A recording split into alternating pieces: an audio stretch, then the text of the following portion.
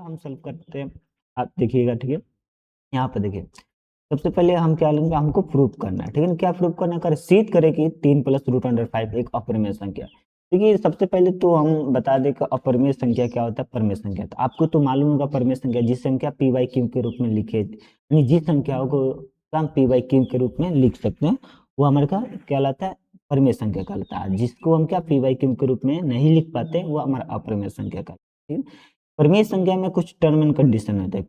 हमें करें P by Q, यानी क्यू कभी भी हमारा जीरो नहीं होना चाहिए। पी और क्यू क्या पूर्णांक संख्या हो सकता है। पूर्णांक संख्या आपको मालूम है जो धनात्मक होता है ऋणात्मक संख्या से और तथा प्लस शून्य को मिलाकर बनता है वो हमारे का पूर्णांक संख्या कहलाता है। ठीक है, चलिए हम इसको हल करते हैं। सबसे पहले तो हम मान लेते हैं क्या ये कह रहा है 3 प्लस रूट अंडर 5 एक अपरिमेय संख्या। चलिए हम मान लेते हैं यहाँ पर कि ये परिमेय संख्या, ठीक है ना। तो यहाँ पर मान के चलते हैं, यानी 3 प्लस रूट अंडर 5, ठीक है ना। ये क्या है, परिमेय संख्या मान लेते हैं, परिमेय संख्या है, ठीक है। मान लेते हैं संख्या। तो जब परिमेय संख्या है तो टर्म एंड कंडीशन आपको मालूम है। तो जब परिमेय संख्या होता है तो पी बाई क्यू रूप में लिखा होता है, इसलिए पी बाई क्यू बराबर 3 प्लस रूट अंडर 5 हो जाएगा, ठीक है। इक्वल टू कितना हो जाएगा, जब इक्वल टू नहीं होगा ये अब इसका टर्म एंड कंडीशन क्या है, यहाँ पी और क्यू क्या होना चाहिए हमारा, पी और क्यू पूर्णांक संख्या होना चाहिए, ठीक है। पी और क्यू क्या होना चाहिए, पूर्णांक संख्या होना चाहिए, ठीक है। और क्यू नॉट इक्वल टू, यानी Q not equal to zero, ये नहीं होना है। क्यू कभी जीरो नहीं है। अब क्यू जीरो हो जाएगा तो हमारा क्या हो जाएगा, ये अपरिभाषित हो जाएगा, इन्फिनाइट हो जाएगा, यानी इसका हल करना संभव नहीं होगा, वो अपरिमेय संख्या के रूप में हो जाएगा, ठीक है ना। तो हम इसे मान लेते हैं। अब देखिए ये क्वेश्चन आ गया, अब क्या करेंगे, थ्री को इधर भेज देते हैं या इधर ही इसी को रखकर सॉल्व कर लेते हैं, ठीक है। आसानी से सॉल्व किया जा सकता है, बहुत आसानी से।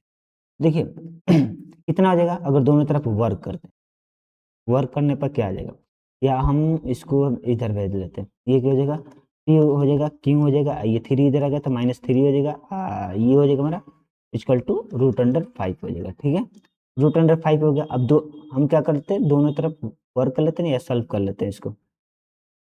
वर्क करने पर क्या हो जाएगा, चलिए वर्क कर लेते हैं।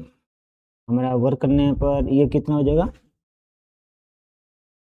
ये देखिए अगर हम वर्क करते हैं तो पी का स्क्वायर हो जाएगा, ये क्यू का स्क्वायर हो जाएगा, ये हो जाएगा हमारे का 9 हो जाएगा, ठीक है ना। इक्वल टू ये 5 हो जाएगा। लेकिन अगर हम फिर से क्रॉस मल्टीप्लिकेशन करते हैं तो हमारे क्या होता है, रूट अंडर 5। देखिए इसको 2 नंबर का क्वेश्चन होता है। अगर आप सीखते हैं, समझदार हैं, अगर आपको प्रमेय अप्रमेय मालूम है तो आप आसानी से इसे बना सकते हैं। तो हम यहाँ पर टर्म एंड कंडीशन लिखेंगे, ठीक है ना। तो क्या लिखेंगे कि यहाँ पर जो थ्री आया है हमारा, थ्री क्या है, एक परिमेय संख्या। थ्री क्या है, थ्री एक परिमेय संख्या है। क्या हमारा परिमेय संख्या है, ठीक है, परिमेय संख्या है, ठीक ना। -3 एक परिमेय संख्या है, लेकिन बट यहाँ पर लेकिन जो रूट अंडर 5 है, जो रूट अंडर 5 है वह क्या है हमारा अपरिमेय संख्या। क्या, अपरिमेय अपरिमेय संख्या है, ठीक है ना। क्योंकि यहाँ पे लेंगे क्योंकि क्योंकि हम जानते हैं कि जिसे हम क्या, जिसे हम पी बटे क्यू के रूप में नहीं लिख सकते हैं, पी बटे क्यू के रूप में नहीं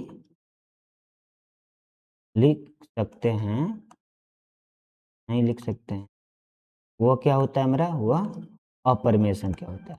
हम रूट अंडर 5 को हम क्या पी बटे क्यू के रूप में नहीं लिख सकते हैं, ठीक है, अपरिमेय संख्या होता है, ठीक है। रूट अंडर 5 को हम क्या होता है, रूट अंडर हम 5 को पी बाई क्यू के रूप में नहीं लिख सकते। तो हम क्या यहाँ पर हम क्या बोल सकते हैं, अतः आप लिखें अतः क्या 3 प्लस रूट अंडर 5 क्या है हमारा अपरिमेय, ठीक है, अपरिमेय संख्या है। बस ऐसे ही बनाना है आपको एग्जाम में अपने पेपर में। 2 नंबर देने से कोई जैसे कोई नहीं रोक सकता है। अब 2 नंबर आराम से मिल जाएगा, बस इतना ही तो लिखना है। बस समझ जाइएगा, समझ कर बनाइएगा तो बहुत आसानी से लिख पाइएगा, ठीक है ना। देखिए यहाँ पर हम बोले वर्क, देखिए वर्क कभी भी नहीं किया जाता है। क्वेश्चन के हिसाब से बनाया जाता है, आपको मालूम है, बस इसके ये लिखना ज़रूरी है। ये जो है ना, ये कंडीशन लिखना ज़रूरी है, क्योंकि ये ज़रूरी है। अगर अगर आप ये लिखते हैं तो एग्ज़ामिनर समझता है कि ये जो लिखा गया है, ये एग्ज़ामिनर समझता है कि बच्चा जो है, जो स्टूडेंट है वो पढ़ा है, ठीक है ना? इस तरह से आप आसानी से लिख सकते हैं, बना सकते हैं। ये 10 नंबर क्वेश्चन है, ठीक है ना? अब क्या, हम अगले वीडियो में से अब हम अगले वीडियो में जानेंगे 11 नंबर क्वेश्चन के बारे में, है ना? 11 नंबर क्वेश्चन के को बनाने वाले हैं अगले वीडियो में। तो चलिए हम नेक्स्ट वीडियो के लिए, तो ये रहा क्वेश्चन हमारा, ठीक है ना? बस इतना ही है। इसके बाद ये सॉल्व हो गया चुका है। अब हम नेक्स्ट वीडियो में जानेंगे 11 नंबर क्वेश्चन के बारे में, जो कि वो भी बहुत ही मोस्ट